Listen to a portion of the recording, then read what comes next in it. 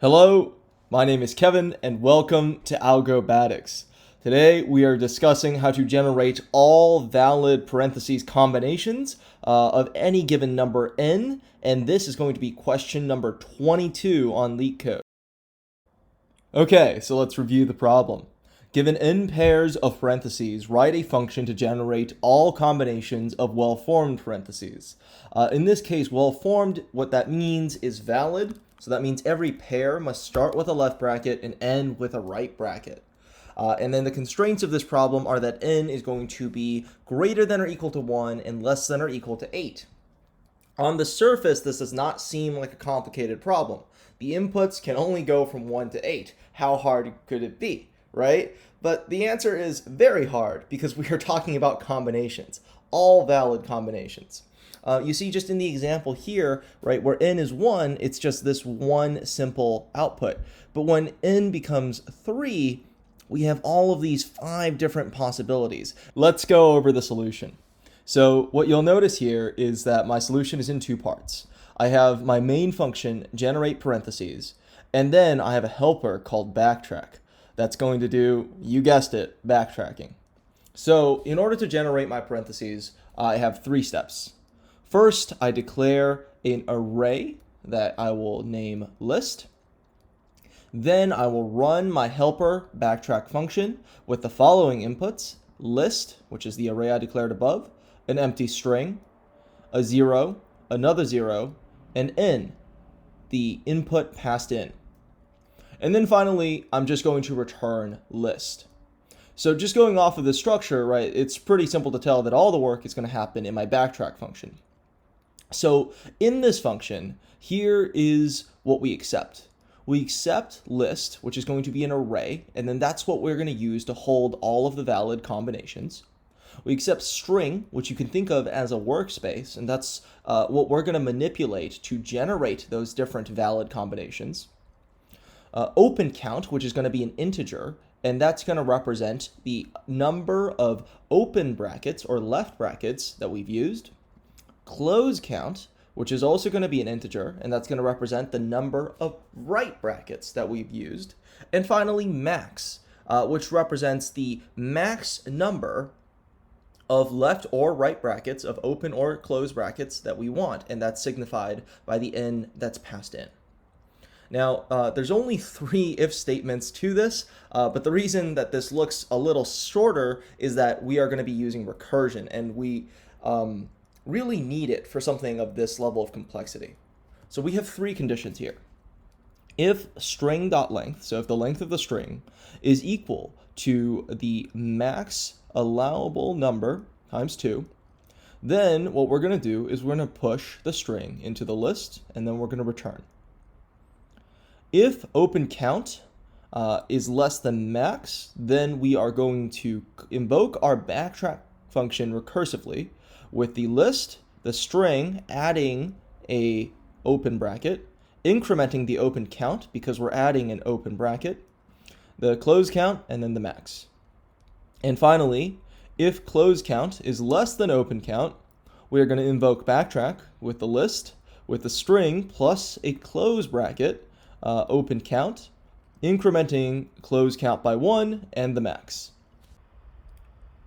To understand this algorithm better, let's step through with an example, n equals 1.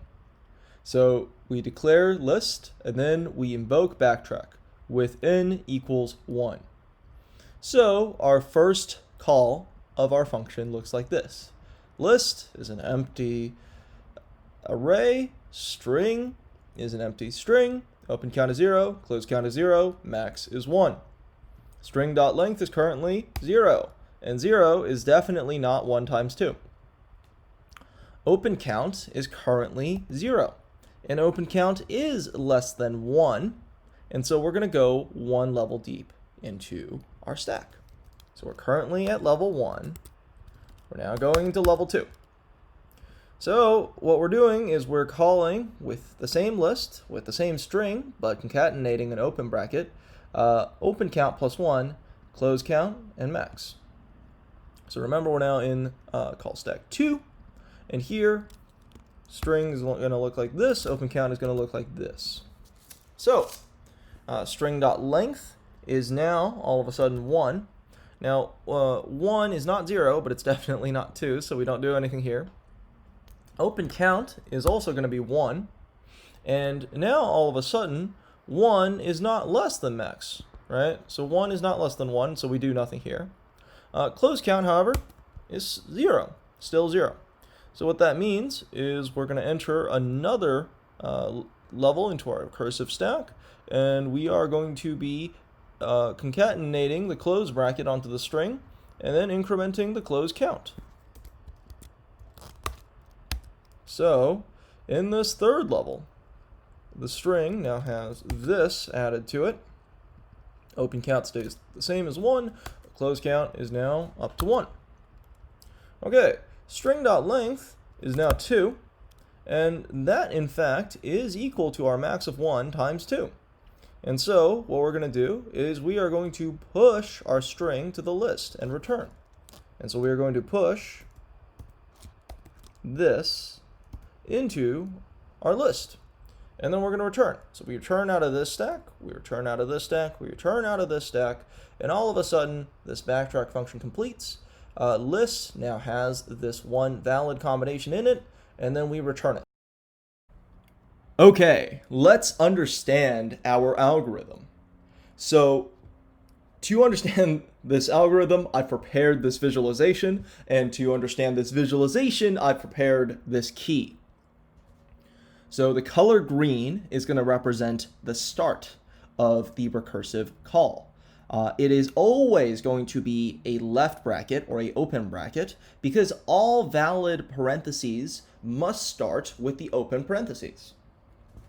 The color blue is always going to represent adding a open parentheses. And it is also going to be represented by moving right on the charts that I have here. And we'll get to that in a second. The color red is going to represent adding a close parentheses, and it will be represented visually by moving downwards on the chart. And finally, bolding the parentheses in a box represents that we are going to add it to the list, that it is now completed, it is now ready, and it is now one of the valid combinations we want to surface. Okay, so what's going on here? You have to remember that in our recursive call, right, there's 3 if statements. There's 3 things that we're checking. 1, does the length of the string equal double the max? If so, add it to the list. What this really means is, like, is this done? Are we finished operating on this string in this recursive stack? And if so, add it to the list, right? And you'll see the numbers here. That's what's happening when you see this bolding. Okay, rule 2. Is the open count, that is the count of the open brackets that we've used, is that less than the max number provided, or n? And if so, add another left bracket to the string. And finally, rule 3. Is the closed count less than the open count? And if so, add a right bracket to the string. So this is the kind of visualization where it's going to be easier if we just dive into it. So let's do that. In the first case, the simplest case for this particular problem, n is 1. Okay, so we call our function, and it always starts with a left bracket because any valid parentheses must start with the left bracket. Well, let's check the rules, right? In our state of 1 left bracket, the string length is not 2 times max. 2 times max in this case is going to be 2 because 2 times 1 is 2. And so we will not do that. Open, the number of open brackets, is not less than the max, right? There's 1 open bracket. It is equal to the max, so we're not going to do that. And finally, closed is less than open. This is true, so we're going to add a right bracket. And remember, that's represented visually by adding that right bracket and moving downwards. In this case, it's also bolded because now we've satisfied this condition, right? This is solved. That's the answer. For n equals 1, this is the only valid combination of parentheses. Okay, Now let's understand the case of n equals 2. Remember, we're always going to start with one left bracket. Okay, so what's going on here, right, is you have to remember in our recursive function, these three rules are evaluated in this order. So the first thing we're going to do is we're going to check to see if we can go right? Meaning if we can add another open bracket.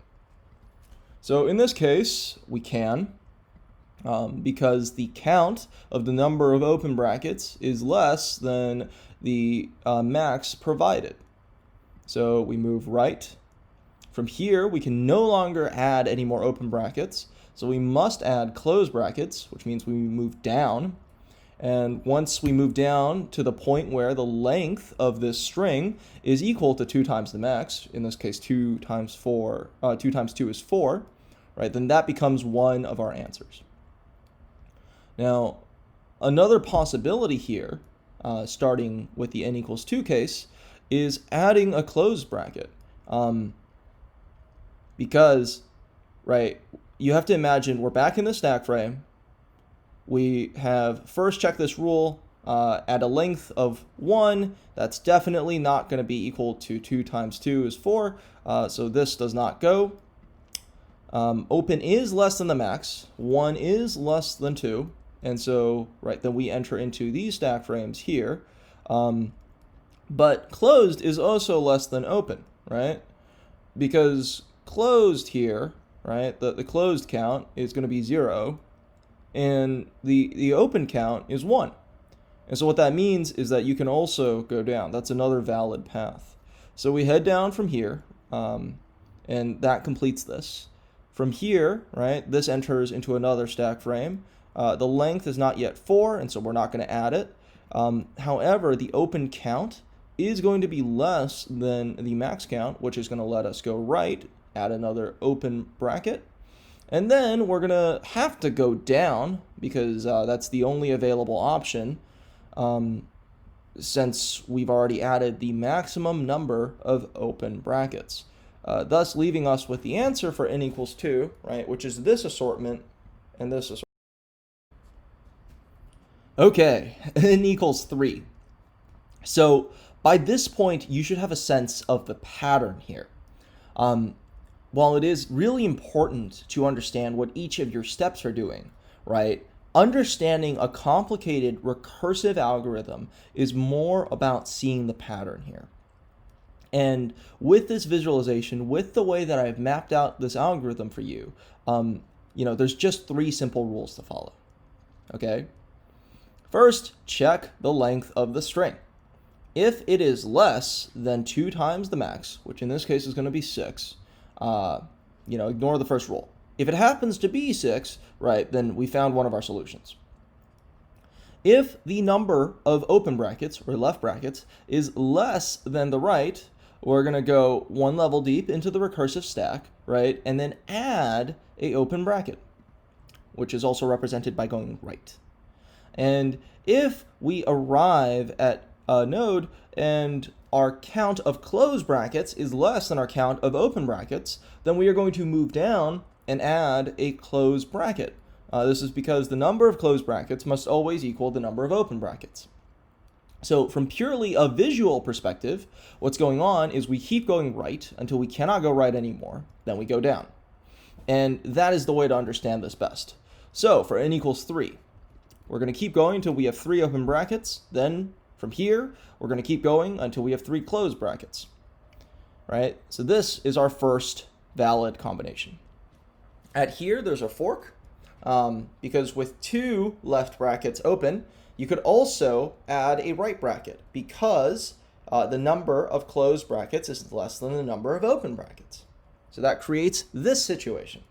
At this situation, you can go right because the number of open brackets, 2, is still not at the maximum possible, 3. That leads you to here. From here, you have 3 left brackets. You must only add right brackets, which means you go down, and you arrive at our second valid combination. Back to this node. Here we have 2 left brackets and 1 right bracket. which means the number of right brackets is still less than the number of left brackets, which means we also open another stack frame, and we go down in this model, right? And we arrive here at this node, and from here you can only go right, because now the count for the left and the right brackets are equal. You arrive here, then now you have 3 left brackets or 3 open brackets, and you go down again, and boom, you arrive at our third valid combination for this algorithm. Now we've exhausted all of the possibilities here. Let's go back to the initial case, right?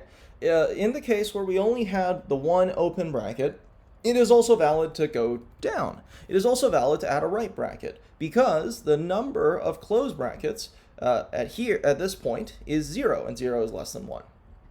So we arrive in this situation, and we can, of course, as we know, add open brackets, right? We can move right. And the reason we can do that is because here we only have one open bracket, and 1 is less than our max of 3. So we move right again until we hit our max, which is going to be 3 open brackets. From here we have to add closed brackets, so we move down, and we arrive at our fourth valid combination. Finally, at this node, right, there is one last fork, because with 2 open brackets and 1 closed bracket, it is still possible for us to add a closed bracket, because the 1 closed bracket is less than the 2 open brackets. And so from here, we move down. From here, we have to move right. From here, we have to add an open bracket because now the count for those 2 are equal. So we move into this, and then finally we move down again, which arrives at our final combination. And so that is how, with this recursive algorithm, you end up with these 5 valid solutions for the case of n equals. Just in case you were curious, let's run this algorithm with 8, which is the maximum that Leetcode is going to test on us. And let's see what that looks like. To help that along, I've added a console log so we can look at the result. Okay, so if you look at this, it's quite daunting, right? These are all of the valid combinations given 8 pairs of parentheses. And this isn't all of them, not by a long shot. There's 1,300 more items that the standard output box here just simply can't show us because there is not enough space. As always, let's run our algorithm. And would you look at that? It works! And it also takes very little storage to boot. I think this is a great example of backtracking and just understanding how to use recursion to solve a really complicated problem. And I am really glad to have the opportunity to share it with you.